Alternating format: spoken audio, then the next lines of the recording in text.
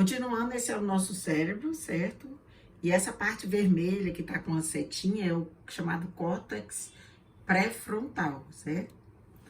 Esse córtex pré-frontal, ele desempenha um papel fundamental na formação de metas e objetivos e no planejamento de estratégias de ação que são necessárias para os objetivos, certo?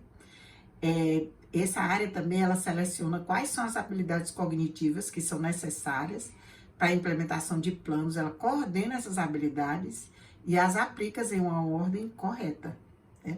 Por isso que uma pessoa que tem sofre um acidente afetado dessa área, tudo isso fica prejudicado, né? No córtex pré-frontal, que é aquela área vermelha, né, que eu mostrei na figura para vocês, alguns estudos têm apontado a importância desse córtex pré-frontal, que é essa parte da testa, que vai até o meio, assim, da cabeça, mas precisamente na área dorsolateral direita, mais virado para o lado direito, é onde é muito importante para esse papel dessa área na tomada de decisão, principalmente quando a decisão envolve risco, que é o que em geral nós nos defrontamos no mundo real, certo? Estão utilizadas algumas técnicas para fazer teste, para saber como é que essa área atua, como as técnicas de neuromodulação, onde são utilizados esses aparelhos, a estimulação magnética transcraniana, estimulação transcraniana por corrente contínua, o ETCC, que tem mostrado, né, essa questão do córtex pré-frontal, dorsolateral, essa parte na tomada de decisão. Já se sabe, vários estudos mostram que quando se inibe essa área, gera um comportamento de maior risco. E quando há um aumento da atividade nessas áreas, aumenta o comportamento de cautela, de pensar, certo? Então, vamos falar um pouquinho sobre esses. A estimulação magnética transcraniana, ela utiliza pulsos magnéticos que agem no córtex cerebral, especificamente nas áreas afetadas pelos transtornos depressivos e de humor. E esses pulsos, eles agem auxiliando a neuromodulação, ou seja, influenciam as sinapses neurais. O que são essas sinapses neurais? São junções entre um neurônio e outro, que os tornam mais eficientes, certo? Outro tipo de técnica que é sido usada é a estimulação transcraniana por corrente contínua. O ETCC é uma técnica de estimulação cerebral também não invasiva como o anterior e que utiliza a corrente contínua de baixa intensidade aplicada com eletrodos no couro cabeludo. E esse aparelho é capaz de modular a excitabilidade cerebral, de se identificar quando é que fica mais ou menos, dependendo da pergunta feita ou da situação colocada, certo? Decisões envolvendo estratégia entre agentes. Nos estudos utilizando a teoria dos jogos, né, que é uma área que a gente estuda em economia, tem apontado para o papel do córtex pré-frontal medial, aqui a parte do meio, né, na interação estratégica, como área importante para processamento da intenção e crença sobre o outro. Tem esse estudo aqui do Sanfei, de 2007, que mostra que essa área do cérebro, assim, essa parte do meio, aqui da testa, mais para trás, bem do meio central, ela interfere na crença, né, na confiança que você tem em alguém, certo? E o conhecimento prévio sobre o outro e a confiança no outro leva a uma redução nessa atividade nessa área e a pessoa passa a não perceber, por causa dessa confiança, a pessoa não percebe a violação de confiança. Se alguém tira alguma coisa ou faz algo que você não espera, você não percebe, porque essa área está como se fosse assim, sem estar no modo de atuação, certo? Já para um desconhecido, se alguém se aproxima, você sempre precisa estar em estado de alerta, então isso não acontece, certo? Tem vários desafios que envolvem esse tipo de estudo.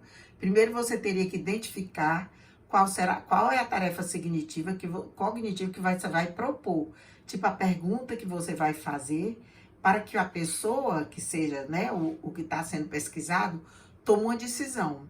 E a escolha dessa tarefa está associada ao tipo de fenômeno que você quer investigar, bem como ao tipo de ferramenta de investigação que está sendo proposta, certo?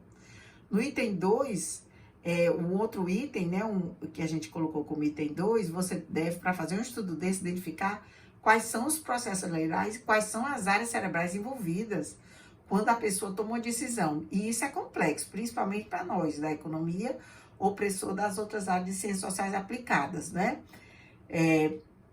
Seja pela natureza do processo da tomada de decisão, seja pela limitação das ferramentas disponíveis para a investigação da neurociência. Algumas já são identificadas em estudos, mas outras não. E para nós, para a gente saber qual é a área que está afetada a isso, talvez o caso seja pegar um estudo que já foi feito e fazer um outro tipo de questionamento que envolva decisão para se testar. Outra dificuldade, né, desafio, seria reunir em um único protocolo de pesquisa áreas como economia, neurociência, o que exige um grande esforço de pesquisadores envolvidos, que precisa adquirir ou aprofundar conhecimento em uma área de investigação com as quais não está habituado para o delineamento da pesquisa, para a interpretação dos resultados obtidos e para sua aplicação prática. Então, por isso é importante que sejam envolvidas pessoas dessas outras áreas. Certo? Então, as pesquisas que envolvam neurociência, geralmente elas seguem protocolos experimentais de pesquisa clínica em laboratórios de pesquisa que tem aspectos muito específicos. Em geral, a pessoa tem que ficar em um local controlado, dentro de um laboratório. Isso, por si só, já pode inviabilizar um pouco o resultado do estudo. E também porque é muito difícil, por exemplo, com um executivo, deslocar ele para um laboratório. E também lá ele pode agir de forma diferente, certo? Outra coisa é que as tarefas que são propostas, em geral, são muito simples, as perguntas, e elas, então, ficam bem distantes da complexidade das situações em que a pessoa se envolve no dia a dia, em geral, né? Em situações de desafio. Existem outras ferramentas que são utilizadas em desafio, como o eletroencefalograma, que mede a atividade elétrica do cérebro a partir de eletrodos colocados na superfície da cabeça. Os eletrodos, eles são conectados entre si, formando um trançado, tipo uma touca. E isso dá para saber quais são as correntes pós-sinápticas, quando é feita uma pergunta, ou a pessoa colocada em algumas situações, você capta como é que os neurônios se interligam diante dessas situações. E aí o pesquisador pode identificar a atividade cerebral espontânea, certo? Como, por exemplo, uma atividade, se a pessoa, numa situação, pisca mais ou menos os olhos, o que pode dar alguma resposta, certo? Tem outras ferramentas também que estão sendo utilizadas, como a ressonância magnética funcional, certo? Que dá um mapeamento da atividade cerebral. E também, ultimamente, tem sido utilizado uma outra coisa que é bem semelhante a essa ressonância magnética funcional e que também não é invasiva, é coisa mais atual que usa luz infravermelha, certo? Então, as tarefas cognitivas envolvidas em estudo de neuroeconomia, elas envolvem incerteza e também estratégias para maximização de ganhos, para fazer depois um paralelo, né, com a situação de benchmarking que a gente utiliza em economia, envolve análise de risco com alternativas conhecidas e envolvem decisões no âmbito social, certo?